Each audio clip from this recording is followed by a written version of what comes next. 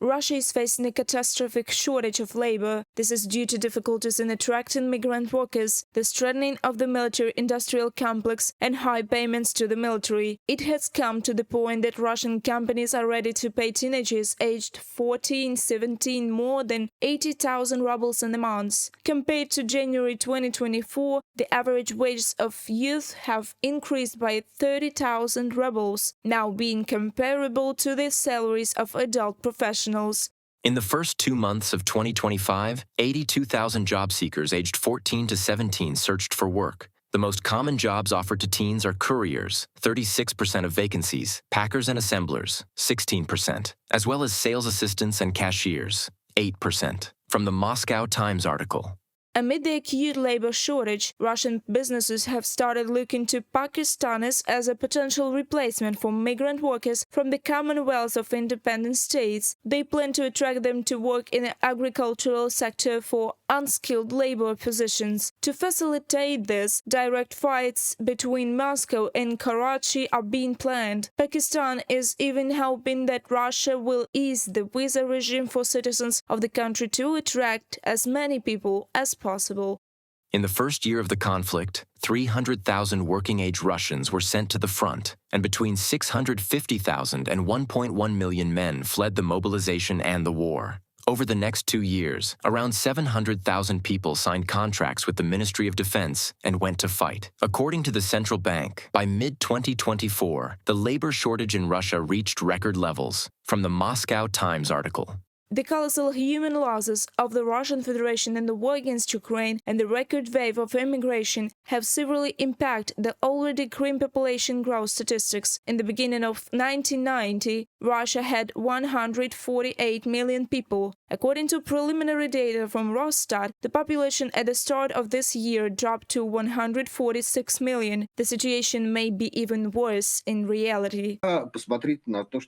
Look at what is happening with Russian demographics. At what is happening with the generation capable of decisive action. This generation, due to the demographic hole, is very small in numbers, and it is suffering the most due to the war. Against the backdrop of a shortage of cheap labor, finding a job with a decent salary in the country is also difficult. Russian companies have sharply reduced hiring. According to media reports, the number of job vacancies posted on the first months of this year has decreased by 15%. The Central Bank of Russia also confirms the reduction in the number of job opportunities. The reason for this include rising taxes, declining profits, and high interest rates. Loans have become more expensive, and Russian companies lack the necessary resources.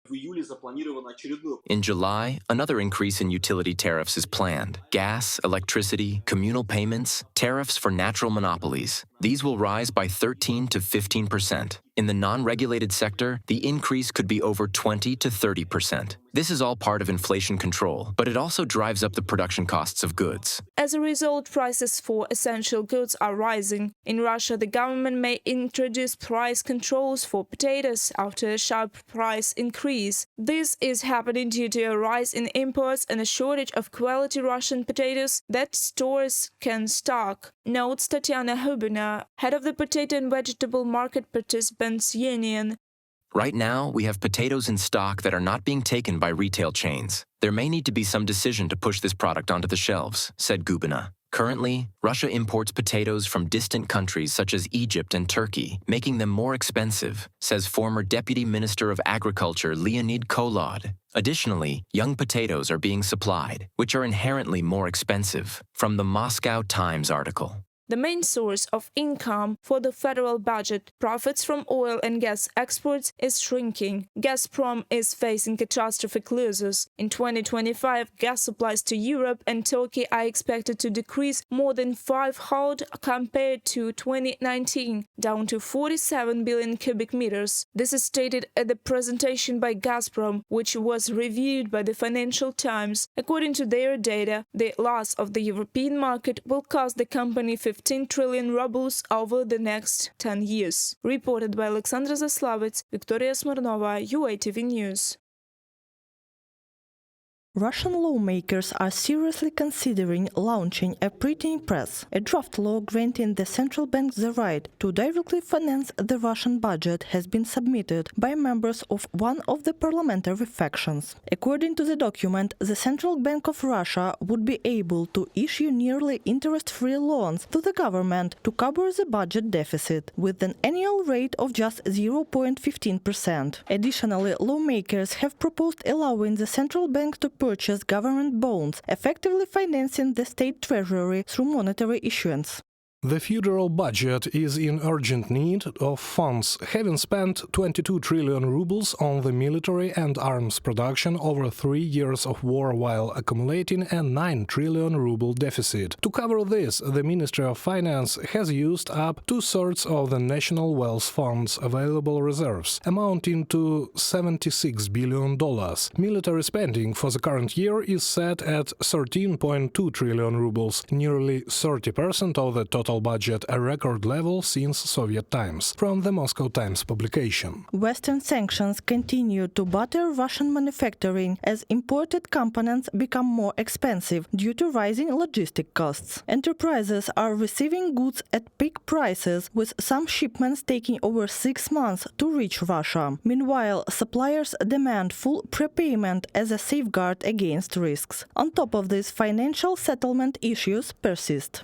Almost all components for industrial equipment, commercial machinery and electronics are on sanction lists, making direct payments from Russia even to China difficult and to unfriendly countries impossible. VTB Bank Shanghai might accept a transfer for sanctioned goods, but not every supplier is willing to open an account there, and only a few Chinese banks accept transfers from VTB's subsidiary. Logistics are another hurdle.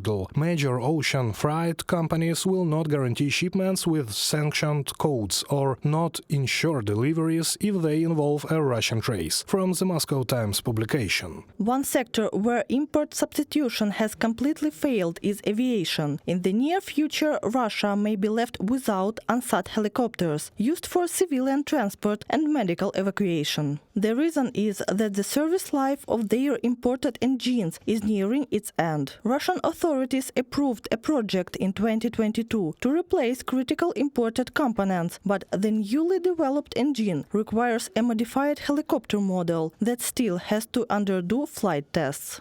By 2029, 49 Ansat helicopters could be grounded, confirmed the Helicopter Industry Association. As of July 2024, the total Ansat-U and modified fleet stood at 140 units, with 88 in civilian use. The association noted that maintaining airworthiness for Ansat helicopters is complicated not only by engine shortages, but also by other technical components and systems, from the Moscow Times publication.